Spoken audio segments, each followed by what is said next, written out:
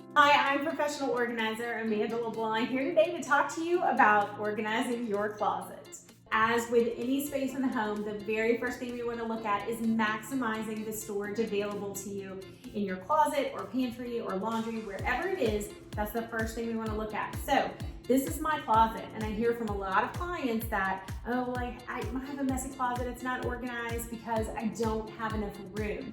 Well, I have a tiny closet, but I've managed to create a great system that works for me. And the first step to doing that was really maximizing what I had available to me. So when we moved in here in this small closet, there was one wire shelf, maybe one or two storage shelves behind me. Definitely not adequate for what my storage needs were. So using Organized Living's Classic Align, I created a beautiful closet for myself, gave myself several sections of double hang, gave a bank of drawers, and even a tower of shelves for shoes. So really, I more than doubled the amount of storage that I had in this closet, just like that. For more tips on how to get organized, visit organizedliving.com.